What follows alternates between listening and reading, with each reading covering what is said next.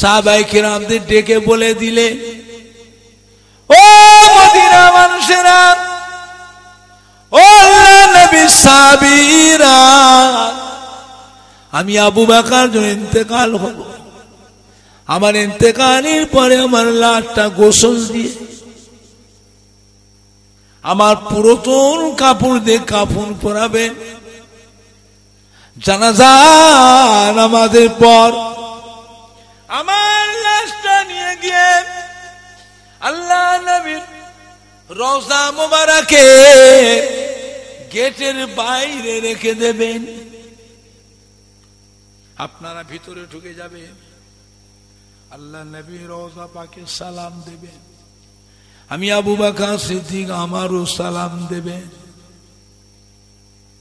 আল্লাহর নবীকে জিজ্ঞাসা করবেন, ইয়া রাসূলুল্লাহ, ইয়া হাবিবাল্লাহ, আপনার হিজরতের একমাত্র সাথী হযরত আবু বকর সিদ্দিক, আপনার বাল্য জীবনের বন্ধু হযরত আবু বকর সিদ্দিক ইন্তেকাল হয়ে গেছে, তিনার লাশটা আমরা গোসল দিয়ে, তিনার পুরাতন কাপড় দিয়ে কাফন পরে, জানাজার নামাজ পড়ে আমরা আপনার রওজা মুবারকের গেটের বাইরে রেখেছি। ইয়া রাসূলুল্লাহ, হাবিবাল্লাহ, আপনি হুকুম দেন হযরত আবু বকর সিদ্দিকের লাশটাকে আপনার রওজা মুবারকের কোনখানটায় দাফন দেব? ও বাবারা, আল্লাহর নবীর রওজা পাক থেকে যদি জবাব আসে তবে আমার লাশটাকে গেটের ভিতরে ঢুকাবেন, আল্লাহ নবী রওজা পাকের পাশে দাফন দেবেন। যদি জবাব যদি না আসে তাহলে আপনারা মনে করবেন আল্লাহ নবী আমার উপর নারাজ হয়ে গেছে। আমার খেলাফতির যুগে এমন কিছু অন্যায় কাজ করেছি, আল্লাহ নবী হায়াতুন নবী রওজা মুবারক আমার উপর অসন্তুষ্ট হয়ে গেছে। খবরদার, খবরদার, আমার লাশটা ভেতরে ঢোকাবেন না, আমার লাশটা নিয়ে গিয়ে মদিনার সাধারণ গোরস্থানে দাফন দিয়ে দেবেন। আল্লাহ নবী ইন্তেকালের আগে সাহাবায়ে কিরামদের ডেকে বলে দিলেন, বাবারা, আমার আবু বকর সিদ্দিক যেদিন ইন্তেকাল হবে, আমার আবু বকর সিদ্দিকের লাশটাকে গোসল দিয়ে কাফন পরিয়ে জানাজার নামাজ পড়ে আমি রাসূলুল্লাহ সাল্লাল্লাহু আলাইহি ওয়াসাল্লাম আমার রওজা মুবারকের পাশে দাফন দেবে। এটা আল্লাহর নবী বলে গিয়েছিলেন দুনিয়াতে, অন্য কোন সাহাবার ব্যাপারে বলে যাননি। কথা বুঝতে পারছেন না? পাচ্ছেন না? আল্লাহ নবী ইন্তেকালের পরে হযরত আবু বকর সিদ্দিক হলেন খলিফা। ও ভাইজানেরা, হযরত আবু বকর সিদ্দিক ইন্তেকালের আগে সাহাবায়ে কিরামদের ডেকে বলে দিলে, ও মদিনা মানুষেরা, ও আল্লাহর নবীর সাহাবীরা, আমি আবু বকর যখন ইন্তেকাল হব, আমার ইন্তেকালের পরে আমার লাশটা গোসল দিয়ে আমার পুরাতন কাপড় দিয়ে কাফন পরাবেন, জানাজা নামাজের পর আমার লাশটা নিয়ে গিয়ে আল্লাহর নবীর রওজা মুবারকে গেটের বাইরে রেখে দেবেন। আপনারা ভিতরে ঢুকে যাবেন, আল্লাহ নবী রওজা পাকে সালাম দেবেন, আমি আবু বকর সিদ্দিক আমারও সালাম দেবেন। আল্লাহ নবীকে জিজ্ঞাসা করবেন, ইয়া রাসূলুল্লাহ, ইয়া হাবিবাল্লাহ, আপনার হিজরতের একমাত্র সাথী হযরত আবু বকর সিদ্দিক, আপনার বাল্য জীবনের বন্ধু হযরত আবু বকর সিদ্দিক ইন্তেকাল হয়ে গেছে, তিনার লাশটা আমরা গোসল দিয়ে, তিনার পুরাতন কাপড় দিয়ে কাফন পরে, জানাজার নামাজ পড়ে আমরা আপনার রওজা মুবারকের গেটের বাইরে রেখেছি। ইয়া রাসূলুল্লাহ, হাবিবাল্লাহ, আপনি হুকুম দেন হযরত আবু বকর সিদ্দিকের লাশটাকে আপনার রওজা মুবারকের কোনখানটায় দাফন দেব? ও বাবারা, আল্লাহ নবী রওজা পাক থেকে যদি জবাব আসে তবে আমার লাশটাকে গেটের ভিতরে ঢুকাবেন, আল্লাহ নবী রওজা পাকের পাশে দাফন দেবেন। যদি জবাব যদি না আসে তাহলে আপনারা মনে করবেন আল্লাহ নবী আমার উপর নারাজ হয়ে গেছে। আমার খেলাফতির যুগে এমন কিছু অন্যায় কাজ করেছি, আল্লাহ নবী হায়াতুন নবী রওজা মোবারক আমার উপর অসন্তুষ্ট হয়ে গেছে। খবরদার, খবরদার, আমার লাশটা ভেতরে ঢোকাবেন না। আমার লাশটা নিয়ে গিয়ে মদিনার সাধারণ গোরস্থানে দাফন দিয়ে দেবেন। ও ভাইজানেরা, হযরত আবু বকর সিদ্দিক রাদিয়াল্লাহু তাআলা আনহু ইন্তেকালের পরে তিনার লাশটা গোসল দিয়ে পুরাতন কাপড় দিয়ে কাফন পরিয়ে জানাজার নামাজ পড়ে সাহাবীরা লাশ মুবারককে নিয়ে এসে আল্লাহ নবী রওজা মুবারকের গেটের বাইরে রেখে দিলে। সাহাবীরা ভিতর ঢুকে গেলে আল্লাহ নবী রওজা পাকে সালাম দিলেন, হযরত আবু বকর সিদ্দিকেরও সালাম দিলেন।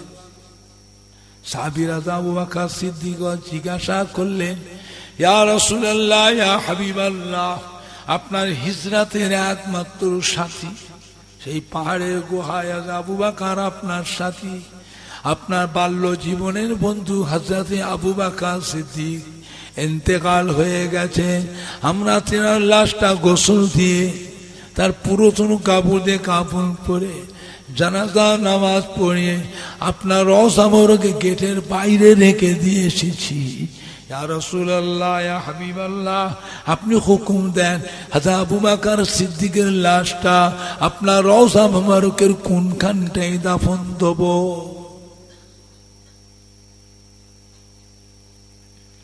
ও ভাইজানেরা, রওজা মুবারক থেকে কোন জবাব আসলো না, কোন উত্তর আসলো না। সাহাবীরা চিন্তায় কান্নায় ভেঙে পড়লেন। আল্লাহ, এখন উপায় কি? আল্লাহ নবী তো বলে গেছিলেন, কিন্তু আবু বকর সিদ্দিক আল্লাহ নবীর ইন্তেকালের পরে খলিফা হলেন। হযরত আবু বকর ইন্তেকালের আগে আমাদের বললেন, খবরদার দাফন দেবেন না। আমার লাশ গোসল দিয়ে পুরাতন কাপড় দিয়ে কাফন পরে জানাজার নামাজ পড়ে আল্লাহ নবী রওজা মুবারকে বাইরে রেখে দেবেন। বেয়াদবি করবেন না, বেয়াদবি করবেন না। আপনাকে নবী পাকের রওজায় সালাম দেবেন, নবী পাকের রওজায় আমারও সালাম দেবেন, আমার কথা জিজ্ঞাসা করবেন। হুজুরজি রওজা থেকে জবাব দেয় তবে আমার লাশটা গেটের বাইরেতে ভিতরে ঢুকাবেন, আল্লাহ নবী রওজা মুবারকে পাশে দাফন দেবেন। জবাব যদি না আসে খবরদার ভিতরে ঢুকাবেন না, আমার লাশটা বাইরে থেকে নিয়ে গিয়ে মদিনার সাধারণ গোরস্থানে দাফন দেবেন।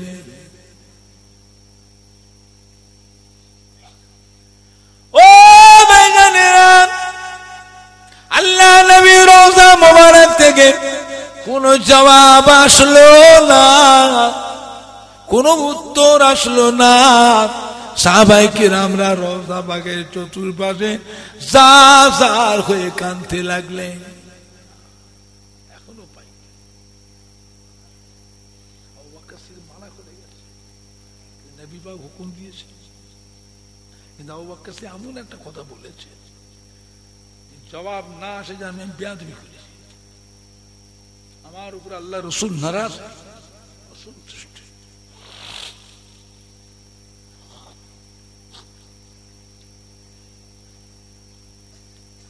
এমন সে হযরত আলী রাদিয়াল্লাহু তাআলা কাঁদতে কাঁদতে ছুটলেন, ছুটে ছুটে এসে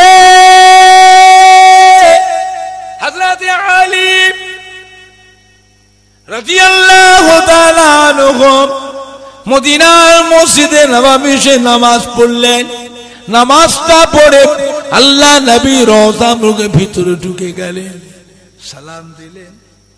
হযরত আবু বকর সিদ্দিকেরও সালামটা দিলেন। হযরত আলীকে দেখ, ইয়া রাসূলুল্লাহ, ইয়া হাবিবাল্লাহ, আপনার হিজরাতে একমাত্র সাথী,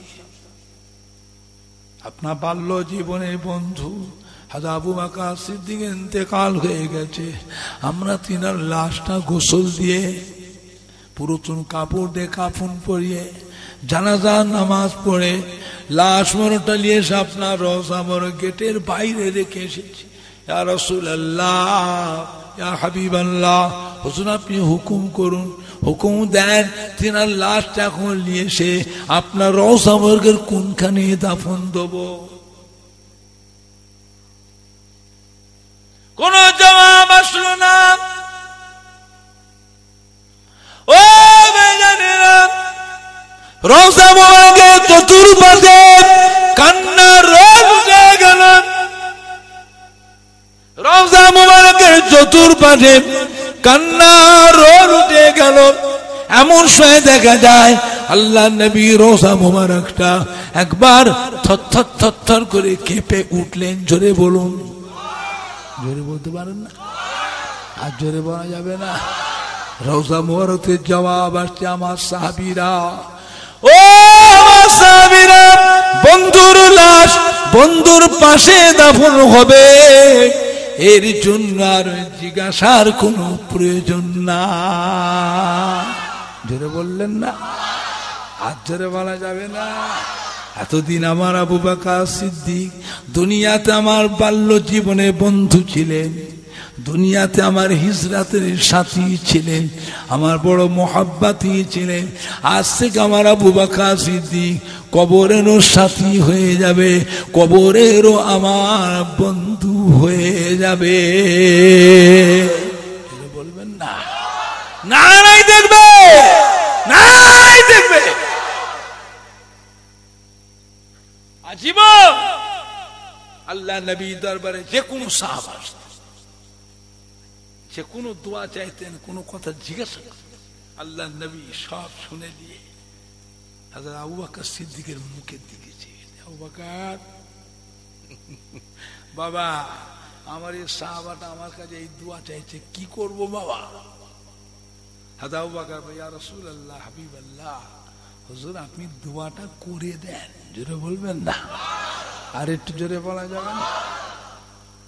আজ মদিনা রওজা মুবারকে, রওজায়ে আকদাসে, মাজার মুকাদ্দাসে সারা বিশ্বের কোটি কোটি মুসলমান আসে না আসে নে? রওজা পাকে কাটা কাটা করে না করে নে? ও ভাইজানেরা, রওজা মুবারকে কেঁদে কেঁদে উম্মতেরা দোয়া চায় না চাইলে আল্লাহ নবী রওজা মুবারকের ভিতরে হযরত আবু বকর মুখের দিকে চেয়ে দেখেন, আবু বকর আমার এই উম্মতটা আমার কাছে কাঁদা কাটা করছে, আমার এই উম্মতটা আমার কাছে কাঁদছে বাবা, আমার এই উম্মতটা আমার কাছে দোয়া চাইছে বাবা, কি করব? হযরত আবু বকর সিদ্দিক, ইয়া রাসূলুল্লাহ, ইয়া হাবিবাল্লাহ, হুজুর আপনি আল্লাহ পাকের ভরসায় দোয়া করে দেন। জোরে বলবেন না? আর জোরে বলা যাবে? আল্লাহ নবী তো জাহানের বাদশাহ বলে গেলেন, আবু বকর সিদ্দিক আমার যা করেছে, আবু বকর সিদ্দিকের বদলা আমি দিতে পারবো না।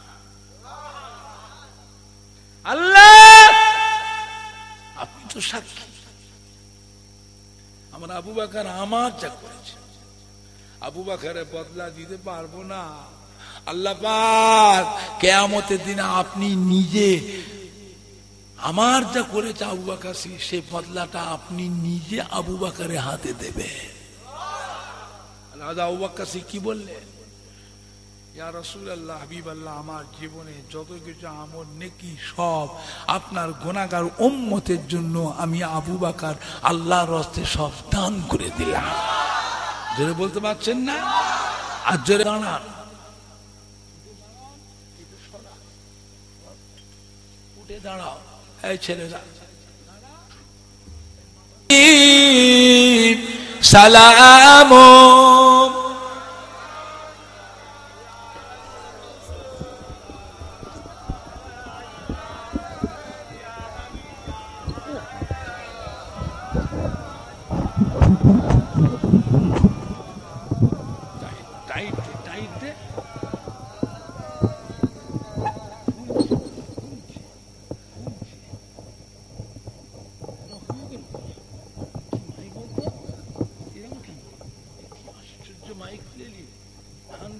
খারাপ কেন হয়ে গেছে বলতে? তারাল বাদরুম আলাইনা মিন সানিয়াতিল বিদাই ওয়াজাবা শুকরু আলাইনা মাদা লিল্লাহ হেদাই ইয়া নবী সালাম ইয়া রাসূল সালাম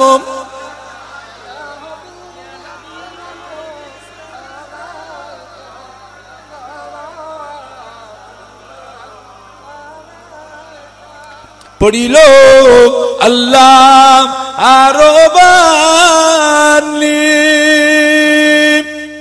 পড়লো দুঃখে রজনী হইল জগৎ নুরানী আমেনার নয়নের মনি নবী সালাম আলাইকা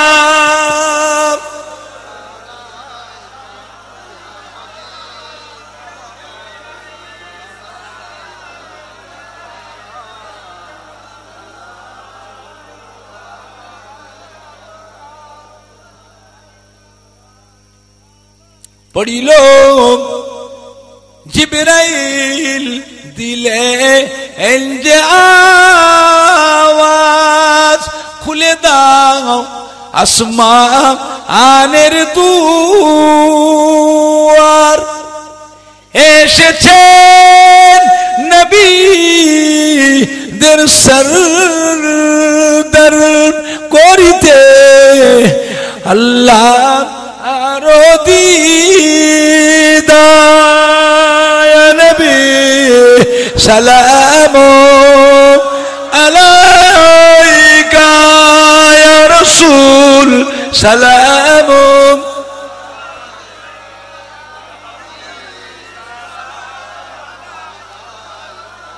মেয়েদের কাছে চাদর নিয়ে দাও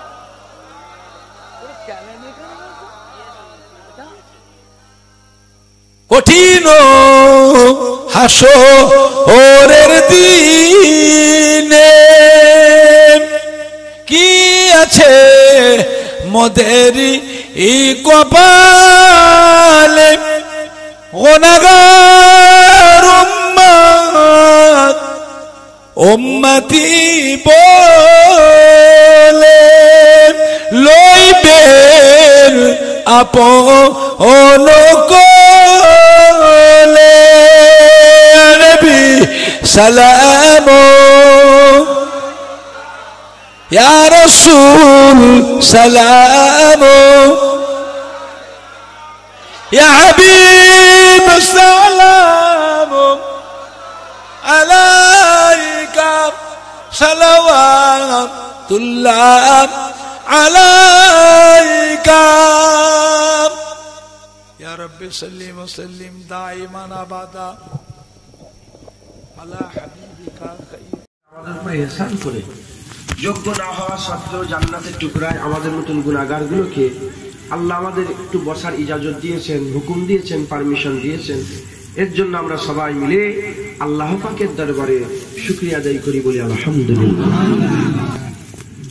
আমি এই ব্যাসটাও দেখছিলাম যে প্রতি বছরে একটা ধর্মীয় জলসা আর দুয়ার মাহফিল করে, প্রতি বছরে হয়, প্রতি বছরে হয়। আজও দুয়ার মাহফিল, ওয়াজের মজলিস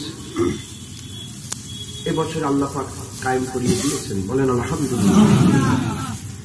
মূল উদ্দেশ্য হচ্ছে দোয়া। ভাই মুরব্বীরা চলে গেছেন, মুরব্বী বাপেরা চলে গেছেন, হ্যাঁ, আমাদের ছেলেপুলেরা আছে, তাদের আল্লাহ হায়াত দারাজ করুক। দোয়া, দোয়ার কি শেষ আছে? দোয়ার উদ্দেশ্যে আমরা এই ওয়াজের মজলিসটা করেছি। জেনে রেখে দেবেন, আল্লাহ বড় দয়াময়, আল্লাহ বড় দয়াময়।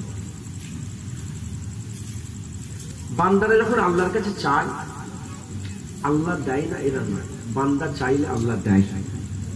কিন্তু চাওয়ার মতন চাইতে হবে, কি বলে, চাওয়ার মতন যদি আমরা চাই আল্লাহ আমাদের দিবেন, বলেন ইনশাআল্লাহ। আমরা সবাই মিলে চাইব। একা চাইলে কি হয়, একা একা একা চাইলে কি হয়, ধরেন আমি একা চাইছি, আমারটা কবুল হলে হলো, না হলে না হলো। সবাই মিলে চাইলে কি হয়, জামাতের মধ্যে মা বোন বাপ ভাই একজনের দোয়া কবুল হলে সকলের দোয়া আল্লাহ কবুল করে নেয়, যারা হবে না সুবহানাল্লাহ। অতএব আমরা সবাই মিলে দোয়া চাইব। আল্লাহ পাকের দরবারে যে হাত তুলব, হাত তোলার আগে আমাদের কিছু আল্লাহকে রাজি করার কথা বলতে হবে, আল্লাহকে খুশি করার কথা বলি। জেনে রেখে দেবেন, ফরজ নামাজের পরে আল্লাহ দোয়া কবুল করে। এজন্য আমরা ফরজ নামাজ পরে কি করি, দোয়া চাই। জেনে রেখে দেবেন, যুদ্ধের ময়দানে জিহাদ করতে করতে দোয়া চাইলে আল্লাহ দোয়া কবুল করে। মুসাফিরদের দোয়া আল্লাহ কবুল করেন, সফর হালতে যাওয়া যায়। তো দোয়া চাওয়ার কিছু মাকামাত আছে, যেমন আরাফাতের ময়দানে দোয়া চাই, এখানেও দোয়া আল্লাহ শুনে, ওখানেও দোয়া আল্লাহ। কিন্তু কিছু তরিকা আছে, পন্থা, যে আরাফাতের ময়দানে দোয়া আল্লাহ কবুল করে। কোরআন শরীফের মধ্যে এসেছে যে এমন কিছু দোয়া যদি থাকে যে কোনো জায়গায় কবুল না হলে তোমরা রাসূলুল্লাহর দরবারে চলে যাও, হুজুরের দরবারে গিয়ে দোয়া চাও, আমি আল্লাহ, হুজুর যদি আমিন বলে দেয়, যত বড়ই গুনাহ হোক, যত বড়ই দোয়া হোক, আমি আল্লাহ কবুল করে নেব একবার। আমরাও যে আল্লাহ পাকের দরবারে হাত তুলব, আল্লাহ পাকের দরবারে হাত তুলব, তাহলে প্রথমে একটু আল্লাহকে খুশি করার দরকার আছে না? আল্লাহ কোন কাজে সবচেয়ে বেশি খুশি হয়, খবর নিয়ে দেখতে যান।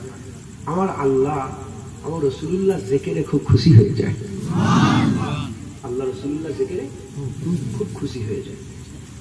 এজন্যই আমার আল্লাহ নিজে বলছে, ওয়ারাফা'না লাকা যিকরাক, হুজুরের জিকিরকে হুজুরের জন্য আমি আল্লাহ বড় করে দিয়েছি।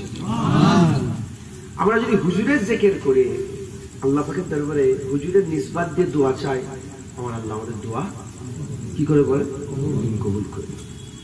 তাই আমি এসেছি নয়াগ্রামে অনেকবারই, কিন্তু ওয়াজ একবারই করেছি, ওয়াজ একবারই করেছি। ওই দিকে কুরবানির পরের দিনে মনে হয় ওই সাইডটাই, সে আজ থেকে মনে হয় 12 বছর আগে ঢুকছে, 10-12 বছর আগে, তখন বয়স কম ছিল আমার, 10-12 বছর মানে অনেকদিন হয়ে গেল। আজকে যখন এসেছি, তাই আমি অন্য কিছু আলোচনা নয়, আমার দাদুজানের নয়াগ্রাম আজকে নাম শুনছি তা নয়, আমি বাচ্চাবেলা থেকে শুনছি। আমার দাদুজানের শেষ জলসা এখান থেকে করে আমার দাদুজান বিদায় নিয়ে চলে গেছিলেন, আর আশা হয়নি, ইন্তেকাল হয়ে গেছে। তো নয়াগ্রামের সঙ্গে আমাদের একটা আত্মীয়তা সম্পর্ক আছে, তাই আমি নিজে নিজে ঠিক করলাম যে খাস জায়গা, আজ অন্য কিছু না, একটু খাস আলোচনা, জিকিরে মুস্তাফা একটু করব, হুজুর পাকের একটু জিকির করব। করলে কি হবে, হুজুর পাকের জিকির করলে দিলের মধ্যে নূর পয়দা হয়ে যায়, হিদায়াতের নূর নসিব হয়ে যায়, আর আমার আল্লাহ রাজি হয়, খুশি হয়। আর হুজুরের জিকির করে যখন আল্লাহ পাকের কাছে দোয়া চাইব, ইনশাআল্লাহ হুজুরের ওসিলাতে আল্লাহ আমাদের দোয়া কবুল করবে, আল্লাহ দোয়া কবুল করবে, বলেন ইনশাআল্লাহ। তাই আমরা সবাই মিলে অন্য কিচ্ছু নয়, শুধু রাসূলুল্লাহর জিকির করব, বলেন ইনশাআল্লাহ।